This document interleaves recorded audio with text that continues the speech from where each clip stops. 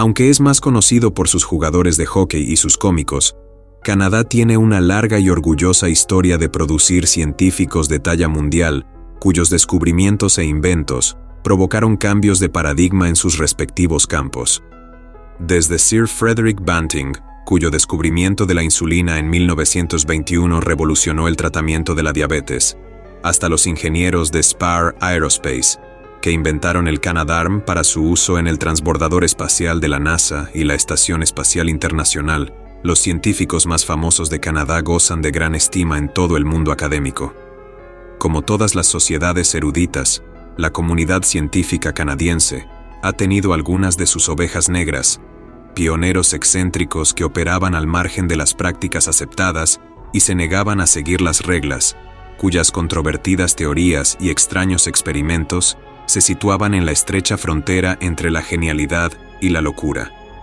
Estos trágicos personajes se definen por estar totalmente absorbidos por una única obsesión, un objetivo concreto que se les escapaba de las manos y cuya consecución podría haberles conferido un reconocimiento similar al de Edison, pero cuyo fracaso les relegó a la exótica oscuridad propia de los científicos locos.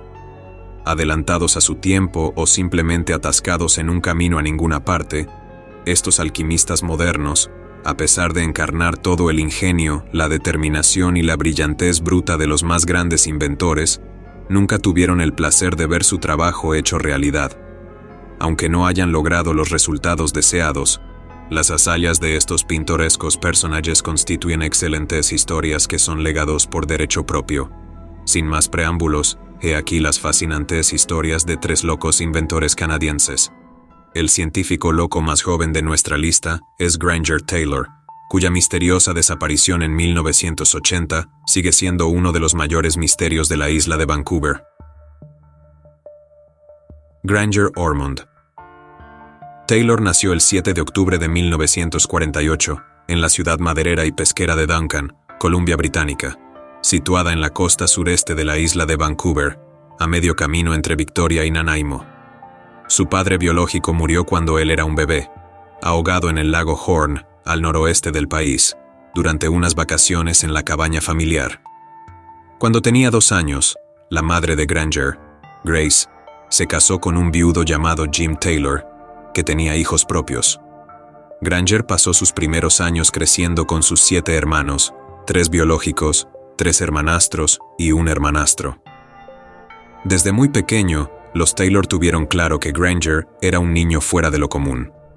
Era retraído y socialmente torpe, pero lo que le faltaba en habilidades sociales lo compensaba con creces, con una aptitud y un apetito extraordinarios para la mecánica. Granger pasó gran parte de su infancia solo en su dormitorio, desmontando artilugios de juguete en un esfuerzo por comprender su funcionamiento interno. A pesar de su considerable inteligencia, Granger mostraba poco interés por los estudios y abandonó la escuela tras terminar el 8º curso. Empezó a trabajar como aprendiz para su vecino, un mecánico de automóviles, y absorbió con avidez todos los conocimientos que el viejo comerciante podía impartirle. Tras apenas un año de aprendizaje, Granger decidió que había adquirido todas las habilidades necesarias para emprender su propio camino. Se instaló en la propiedad de sus padres junto al bosque y empezó a trabajar en sus propios proyectos poco convencionales, muchos de los cuales vendería a coleccionistas o al gobierno provincial por impresionantes sumas de dinero. Pronto se hizo evidente que Granger Taylor había encontrado su vocación. A los 14 años construyó un automóvil monocilíndrico que ahora se exhibe en el Centro de Descubrimiento Forestal de Duncan, en Columbia Británica. 3 años más tarde, reconstruyó un bulldozer abandonado que los mecánicos profesionales habían descartado por inservible. Con poco más de 20 años, decidió resucitar una locomotora de vapor abandonada que encontró oxidada en la selva, con alisos creciendo por el chasis. Granger tardó 2 años en restaurar el tren para que funcionara a pleno rendimiento, después de lo cual colocó vías a través del jardín de sus padres y empezó a llevar a los niños del vecindario a dar paseos en él, ya que su taller se había convertido en una especie de atracción local. Parecía que no había misterio mecánico demasiado desalentador para Granger Taylor. ningún enigma cinético que no pudiera conquistar. En la víspera de Año Nuevo de 1969, medio año después de que Granger hubiera terminado de transportar la última pieza de su oxidado tren a la propiedad de sus padres, algo extraño ocurrió en el hospital del distrito de Cowichan, no muy lejos de la casa de Granger. Alrededor de las 5 de la mañana, mientras atendían a los pacientes del ala geriátrica, 4 enfermeras que trabajaban en el turno de noche vieron un platillo volante silencioso y brillantemente iluminado que flotaba por la ventana a unos 3 pisos del suelo, cerca de la sala infantil. Doreen Kendall, la primera enfermera que observó el objeto, afirmó haber visto a 2 pilotos humanoides de pie en la cabina de la nave a través de su ventana transparente. Las enfermeras contemplaron asombradas cómo la nave se alejaba detrás de una arboleda antes de desaparecer en el cielo nocturno como una estrella fugaz. Esa misma mañana y durante toda la noche siguiente, ciudadanos de Duncan y sus alrededores, entre ellos varios maestros de escuela primaria y un piloto del Real Servicio Aéreo Naval Canadiense, informaron de la presencia de un ovni de aspecto similar en toda la región. Durante los meses siguientes a los incidentes, los platillos volantes y los visitantes del espacio exterior fueron la comidilla del suroeste de la isla de Vancouver. Parece probable que a Granger Taylor le picara el mismo gusanillo de los ovnis que a tantos otros isleños a principios de la década de 1970. Poco después de dar los últimos retoques a su locomotora de vapor, parece que se interesó por la dinámica del transporte aéreo, obtuvo su licencia de piloto y empezó a restaurar un avión de combate Kitty Hawk de la Segunda Guerra Mundial, que acabó vendiendo a un coleccionista privado por $20,000. A finales de la década de 1970, Granger se había cansado de la mecánica convencional, que ya no parecía desafiarle. En su lugar, centró su atención en la mayor cuestión aeronáutica de todas: la propulsión de los platillos volantes. Ningún ingeniero en la Tierra había sido capaz de concebir un motor que permitiera a un enorme disco metálico maniobrar tan ajustada, rápida y silenciosamente a través del aire como los platillos volantes descritos por los testigos de ovnis. Granger Taylor decidió abordar este enigma, que aparentemente había desconcertado a las mentes más brillantes de la industria aeroespacial militar, y comenzar su obra magna, la construcción de un platillo volante de la vida real. Granger Taylor comenzó su búsqueda construyendo una oficina privada del mismo tamaño y forma que el ovni por excelencia. Ayudado por los niños y adolescentes que acudían a menudo a verle trabajar, rebuscó en el vertedero local 2 antenas parabólicas de torres de radio y construyó un edificio cilíndrico al borde del jardín de sus padres, que levantó sobre pilotes. Después de decorar los laterales de la estructura metálica con un dibujo de un rayo y una ventana en forma de puerto, equipó su ovni con una estufa de leña de hierro fundido, un sofá y un televisor. Por último, Granger llenó su nuevo estudio de novelas de ciencia ficción y libros pseudocientíficos sobre ovnis, destinados a estimular su ingenio. Una vez completado su despacho, el genio de la mecánica se acurrucó con sus libros y sus notas y comenzó a considerar la cuestión de la propulsión de los ovnis. A lo largo de 1979 y 1980, Granger Taylor pasó gran parte de su tiempo a solas en el patio trasero de su ovni, sentado en tranquila contemplación o leyendo sus numerosos libros. Entonces, tras muchos meses de profundas cavilaciones, ocurrió algo extraordinario. Una noche, mientras estaba en la cama, Granger fue supuestamente contactado por extraterrestres. Según Robert Keller, un adolescente problemático al que Granger había acogido bajo su protección, y una de las pocas almas con las que compartió su increíble experiencia, Granger explicó que seres de más allá de nuestro sistema solar se le habían presentado telepáticamente. En los meses anteriores al incidente, el maquinista había intentado ponerse en contacto con extraterrestres a través de una especie de radio que había ideado. Tal vez, supuso, su voluntad de comunicarse fue lo que impulsó a los alienígenas a elegirle. Granger mantuvo varias conversaciones telepáticas más con los extraterrestres. Durante estos incidentes, hizo repetidas preguntas a los alienígenas sobre la fuente de propulsión de sus vehículos tipo platillo, pero todo lo que divulgaron fue que el secreto tenía algo que ver con el magnetismo. En octubre de 1980, un eufórico Granger Taylor confió a Keller y a otro amigo llamado Bob Nielsen que los extraterrestres le habían invitado a un viaje por la Vía Láctea. Sus amigos más jóvenes no podían creer del todo la historia de Granger, sospechando que el excéntrico genio había experimentado simplemente un extraño sueño o algún tipo de alucinación, pero tampoco podían descartarlo del todo. Si una inteligencia extraterrestre se pusiera en contacto con alguien en la Tierra, creían que Granger sería sin duda su primera opción. A pesar de sus serias súplicas, Granger se negó a llevar a sus ansiosos amigos con él en su próximo viaje interestelar, alegando que tenían demasiado que dejar atrás en la Tierra. Reveló que los alienígenas planeaban recogerle en una noche lluviosa para que el público en general no viera su nave espacial. Aproximadamente un mes después, el 29 de noviembre de 1980, la ciudad de Duncan se vio sacudida por lo que los periódicos denominaron la tormenta del siglo. Truenos, relámpagos, lluvias torrenciales y vientos huracanados cayeron sobre la ciudad, arrancando árboles y derribando líneas eléctricas. A las 6 de la tarde, justo antes del punto álgido de la tormenta, Granger Taylor visitó Bob's Grill, uno de sus locales favoritos. La camarera que le sirvió la comida se fijó en que Granger vestía su atuendo habitual, compuesto por vaqueros, botas de leñador y un jersey de punto marrón. No llevaba abrigo y estaba claramente mal preparado para la tempestad que se avecinaba.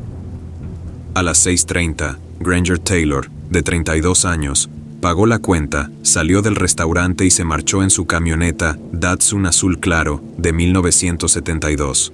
Nunca se le volvió a ver. Al día siguiente, mientras los habitantes de Duncan se afanaban en limpiar las carreteras y los caminos de entrada de árboles caídos y escombros arrastrados por el viento, los padres de Taylor descubrieron que su hijo había desaparecido. Jim Taylor encontró la última nota de Granger al mundo, pegada a la puerta de su habitación y a la de Grace. Este extraño documento decía: «Queridos madre y padre, me he ido a pasear a bordo de una nave alienígena, como los sueños recurrentes aseguraban un viaje interestelar de 42 meses para explorar el vasto universo y luego regresar. Os dejo todas mis posesiones, pues ya no necesitaré utilizar ninguna. Por favor, utiliza las instrucciones de mi testamento como guía para ayudarme. Con amor, Granger».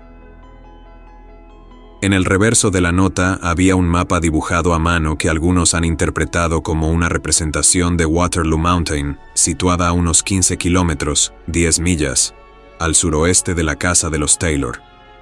Jim Taylor y sus hijos buscaron a Granger por todas partes, consultando hospitales y recorriendo solitarios caminos madereros con la esperanza de encontrar alguna pista sobre el paradero del excéntrico genio.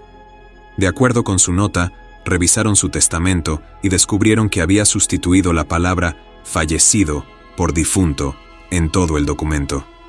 Sin embargo, por mucho que lo intentaron, no pudieron encontrar ni rastro del desaparecido ni de su camioneta Datsun azul. Los meses se convirtieron en años, pero el destino de Granger Taylor seguía siendo tan misterioso como aquella fatídica mañana del 30 de noviembre de 1980. El 29 de junio de 1983, fecha prevista para el regreso de Granger de su viaje por el cosmos, el hermanastro de Granger, Douglas Taylor, que entonces trabajaba para los guardacostas canadienses, pasó medianoche sentado en la cubierta de su lancha patrullera, escudriñando el cielo nocturno en busca de cualquier señal de Granger y su nave extraterrestre. Cuando se fue a dormir, su corazón estaba encogido porque la nave prometida no había aparecido.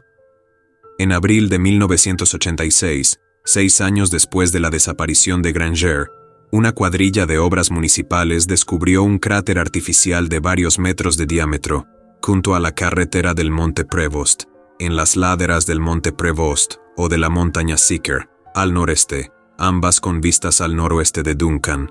En las inmediaciones del cráter había fragmentos oxidados y descoloridos de lo que parecía haber sido un camión. La Real Policía Montada de Canadá investigó el lugar y descubrió 2 fragmentos de hueso humano no lejos de la depresión. Muchos habitantes de Duncan, incluida la policía y varios miembros de la familia de Granger, creyeron que estos huesos constituían los últimos restos de Granger Taylor. Como los perfiles de ADN estaban en pañales en aquella época y no estaban al alcance de la fuerza en la isla de Vancouver, esa sospecha nunca se confirmó ni se refutó definitivamente.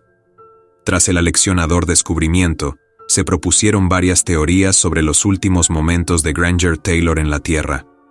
Muchos creían que la noche del 29 de noviembre de 1980, Granger había llenado su Datsun de dinamita, que utilizaba para retirar tocones de árboles, se había adentrado en la naturaleza y deliberada o accidentalmente, se había hecho volar en pedazos a sí mismo y a su vehículo.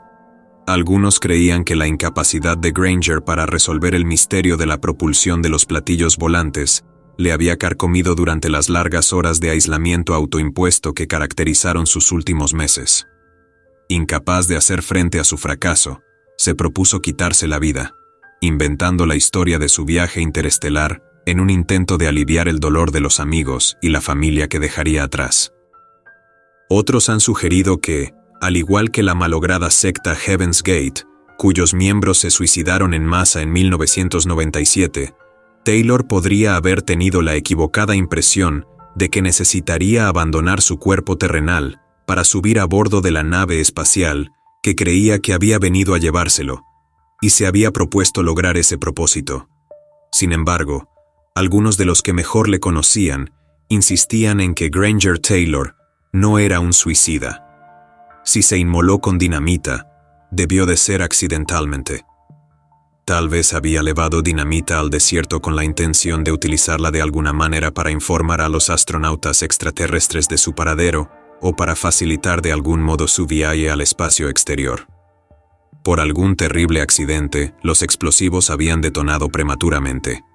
Otros, sin embargo, incluida la difunta madre de Granger Taylor, Grace, y su amigo Robert Keller, creen que Granger Taylor fue recogido por extraterrestres en aquella tormentosa noche de noviembre, tal como dijo que haría. Tal vez siga surcando el espacio en una nave extraterrestre, explorando la galaxia y estudiando astronáutica alienígena a su antojo. Al fin y al cabo, según la teoría relativa de Albert Einstein, el tiempo se dilata para los objetos que viajan cerca de la velocidad de la luz. Tal vez un día, un Granger Taylor de 35 años regrese de su viaje de 42 meses y se encuentre con una Duncan muy diferente a la que dejó, donde los teléfonos son inalámbricos, los coches se conducen solos y los habitantes aún se preguntan por el destino de aquel genio estrafalario que desapareció en una noche de tormenta hace tanto tiempo.